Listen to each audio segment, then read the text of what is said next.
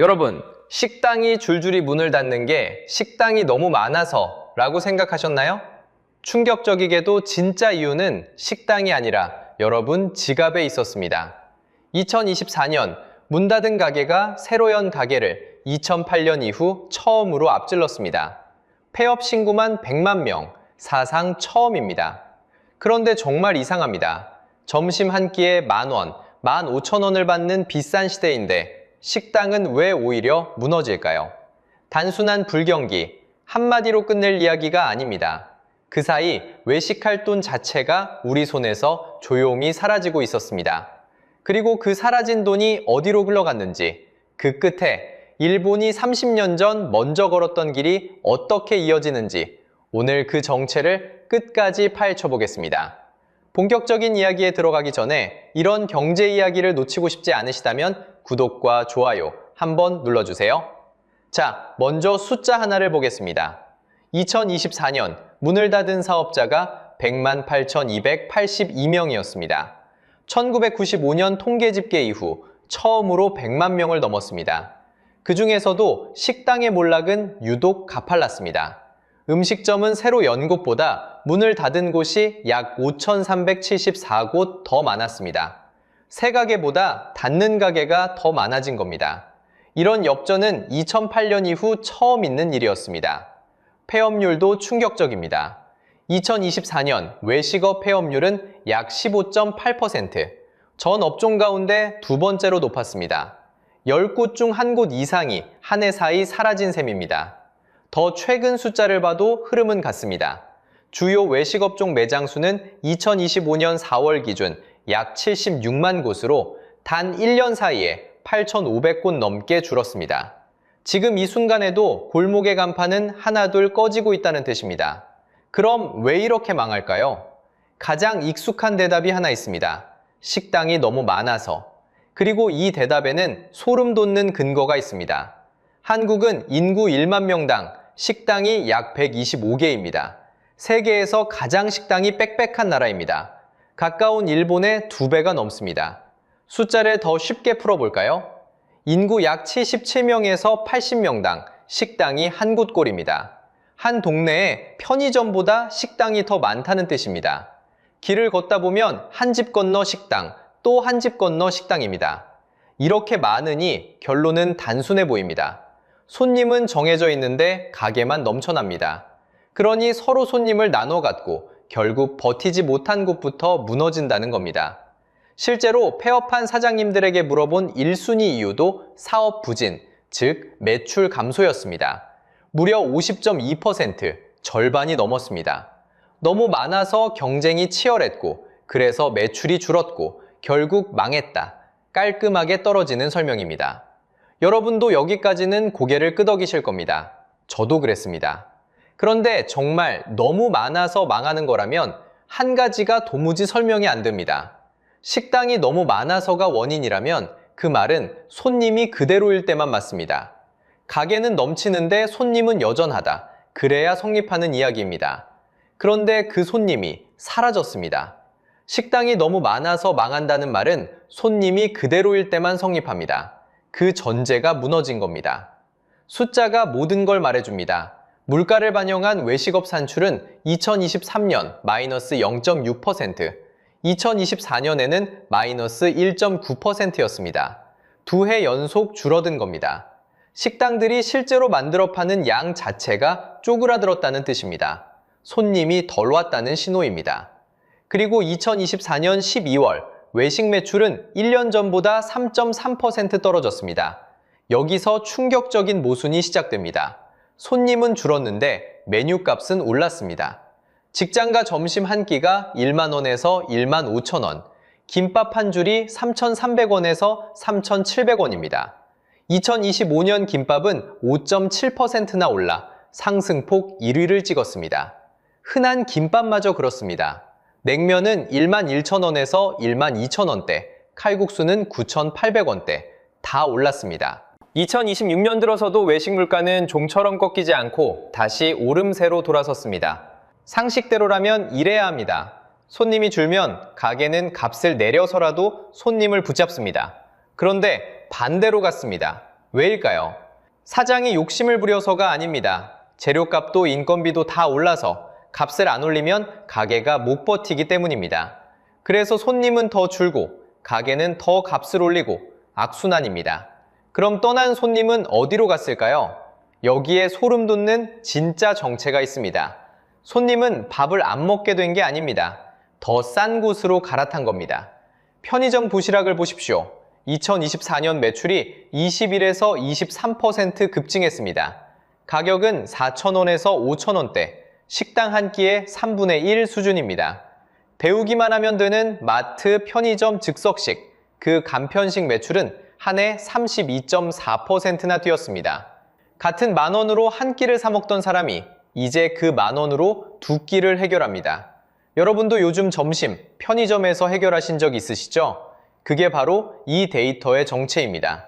그래서 식당의 진짜 경쟁자는 옆집 식당이 아니었습니다. 길 건너 편의점이고 마트 매대의 간편식이었습니다. 식당끼리 싸운 게 아니라 식당 전체가 4,000원짜리 도시락에 손님을 빼앗긴 겁니다. 여기서 프레임이 바뀝니다. 이건 사장만의 비극이 아닙니다. 손님이 도시락으로 갈아탔다는 건 15,000원짜리 점심을 부담스러워하는 사람이 그만큼 늘었다는 뜻입니다. 즉, 내 지갑이 먼저 망한 겁니다.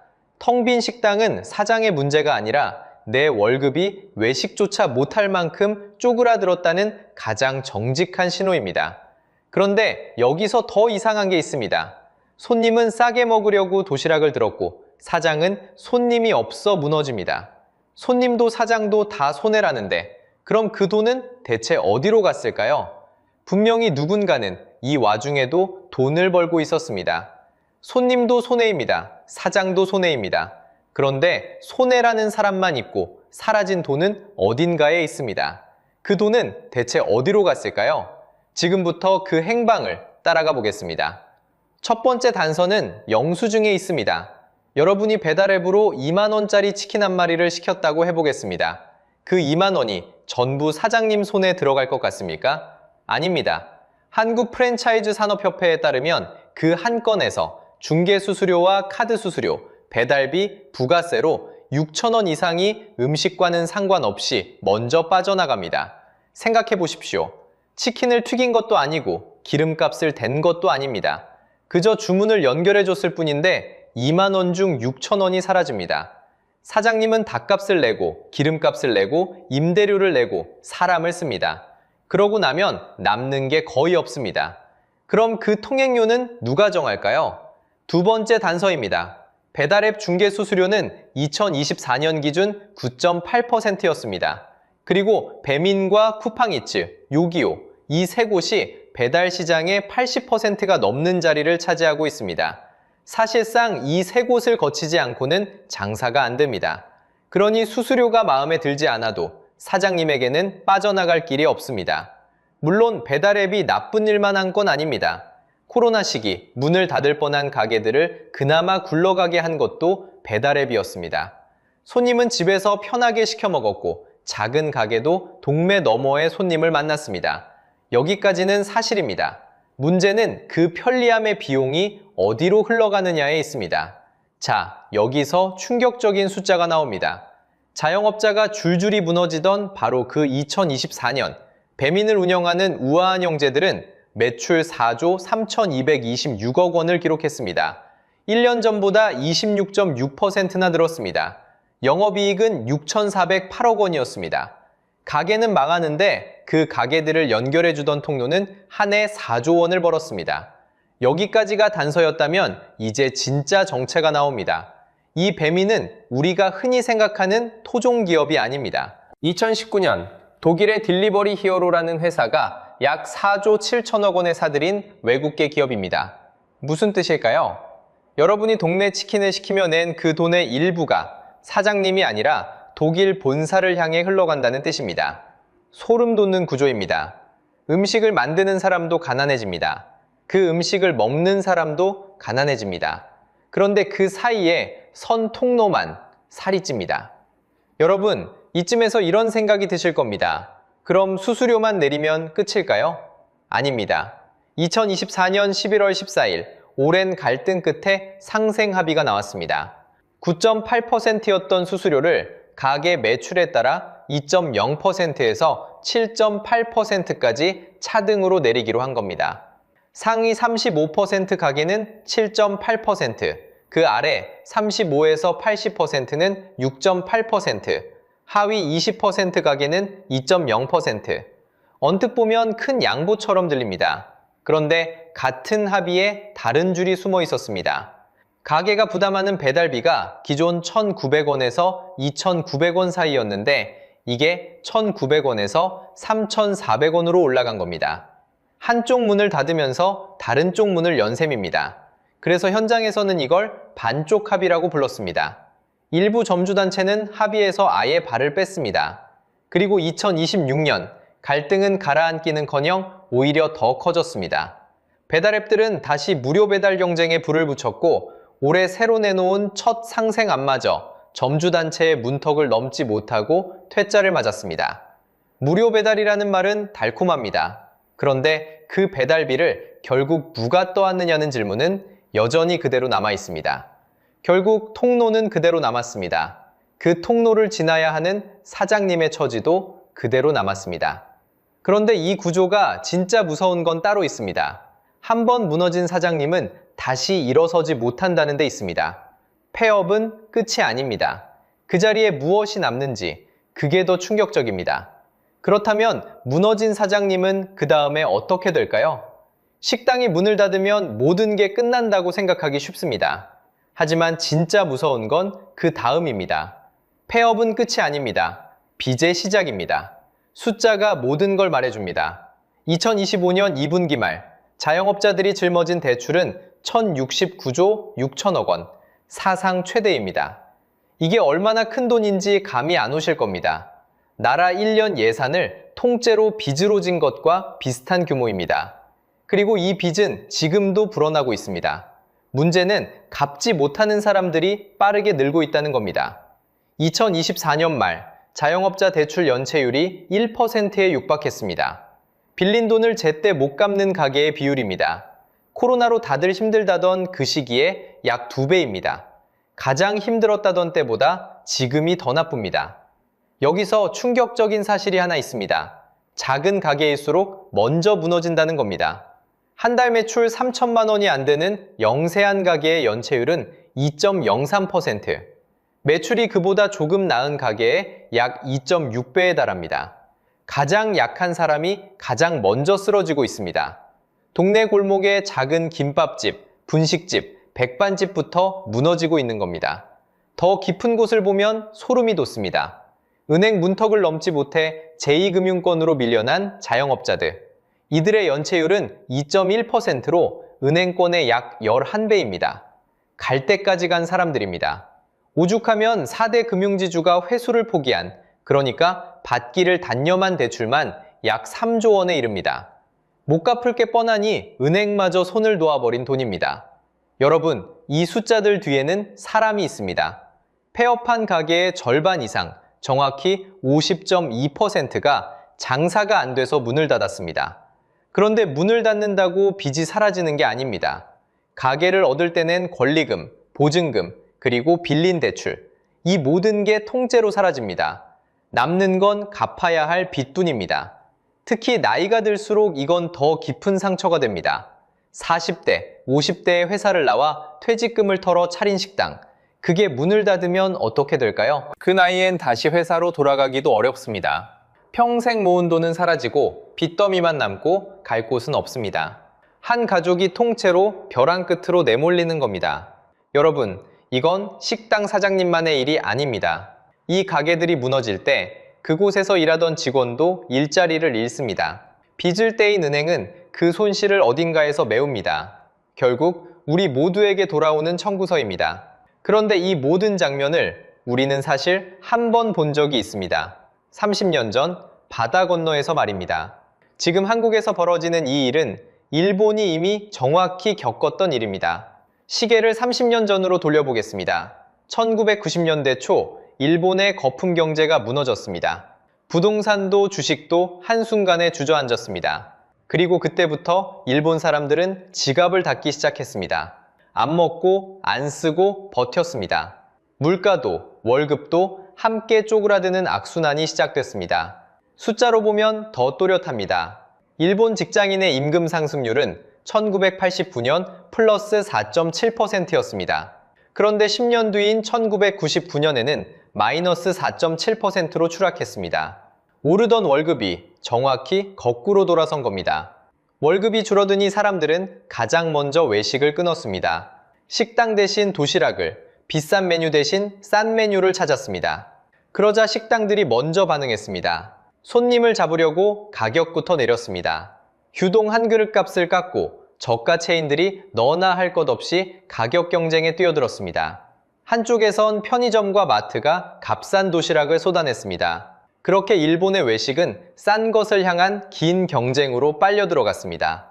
문제는 그 경쟁의 끝이었습니다. 값을 내려도 손님은 좀처럼 늘지 않았습니다.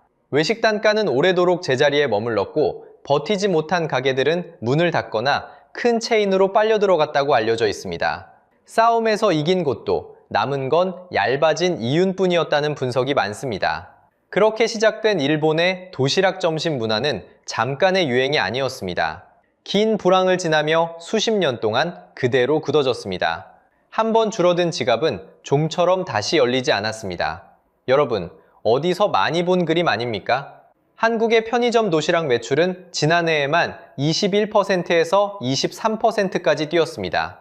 간편식 매출은 32.4%나 늘었습니다. 식당을 떠난 사람들이 4,000원짜리 도시락으로 옮겨갔습니다.